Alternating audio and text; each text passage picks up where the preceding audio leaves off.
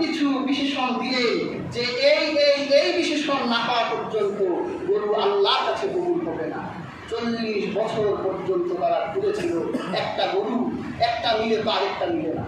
40 বছর পর ওদের যত স্বর্ণ গহনা ছিল সব কিছুর বিনিময়ে সেই গরু যখন ক্রয় করছে আল্লাহ সামনে দাঁড়াইয়া এখন সব কিছু বলে, আল্লাহ এই গরুটার জন্য 40 বছর ঘুরছি, কে না কে সব সম্পদ বিক্রি করে আল্লাহ আপনার সামনে গরুটা পাইছি, হাজির করছি।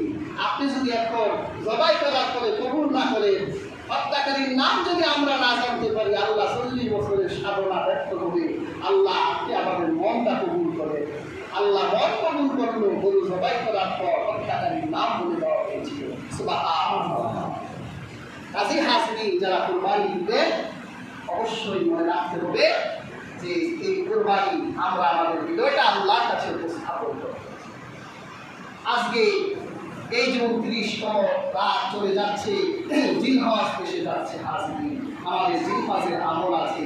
যারা কুরবানি দিবেন অথবা যারা কুরবানি দিতে মন চায় কিন্তু সমর্থ নাই, রাসূল কারীম সাল্লাল্লাহু আলাইহি ওয়াসাল্লাম বলেছেন তারা যাতে তাদের চুল না কাটে, হাতের পায়ের নখ না কাটে, 9 দিন পর্যন্ত যদি তারা এগুলো না কাটে, আল্লাহ তারা তাদের পক্ষ থেকে কোরবানি করবে। এই আমলটা করবেন। হাজি সাহেবরা আল্লাহর মেহমান হয়ে এখন মসজিদুল হারামে যাবেন, তারা হজ করবেন। আল্লাহ খানায় কাবা আমাদের যেতে মনে চায় না? হাজরিন, আল্লাহ পাক আমাদের প্রত্যেকটি যাতে তার খানায় কাবায় নেয়, মসজিদুল হারামে নেয়। আর আমরা মসজিদুল হারামে যেতে পারি না, কিন্তু আল্লাহ মসজিদের হারামের শাখা প্রশাখা গোটা দুনিয়ায় ছড়াই আছে। যেগুলো হচ্ছে আমাদের, আমরা যত মসজিদ দেখতে পাই এগুলো মসজিদুল হারামের শাখা প্রশাখা। আমরা মসজিদগুলোতে আসবো, মসজিদগুলোকে মহাব্বত করবো, মসজিদকে ভালোবাসবো, আমরা মসজিদগুলোকে নির্মাণ করবো। রাসূল কারীম সাল্লাল্লাহু আলাইহি ওয়াসাল্লাম হাদিসে বলেছেন যে ব্যক্তি একটি মসজিদ নির্মাণ করলো, আল্লাহ তার জন্য জান্নাতে একটি ঘর নির্মাণ করে দিবেন। সুবহানাল্লাহ। রাসূলুল্লাহর এই কথাটি মিথ্যা না। রাসূলুল্লাহ এই হাদিসটা তো মুতাওয়াতির পর্যায়ের হাদিস, মাশহুর হাদিস। আপনি একটা মসজিদ বানাবেন, আপনি বিশ্বাস করবেন যে আল্লাহ আপনার জন্য জান্নাতে একটা মসজিদ বানাই দিয়েছে। সুবহানাল্লাহ। একটা মসজিদ বানানোর যোগ্যতা আমাদের আছে? একটা মসজিদ বানাইতে কত খরচ হয়? কিন্তু আমরা যদি মসজিদকে আবাদ করি, ইন্নামা ইয়ামুরু মাসাজিদাল্লাহ, আল্লাহ আমাদের মসজিদ আবাদ করতে বলেছেন। মসজিদের আবাদকারীকে আল্লাহ জান্নাতে তাদের জন্য ঘর নির্মাণ করেছেন। আপনি একটা মসজিদ বানাইতে পারেন না, একটা মসজিদের টাইলস দিতে পারেন, একটা ইট দিতে পারেন, একটা বালু দিতে পারেন, তাও যদি না পারেন, যারা মসজিদ বানাতে চায় তাদেরকে সহযোগিতা সমর্থন দিতে পারেন যে আপনি বানান, আমরা, কিন্তু আমরা বাধা দিব না।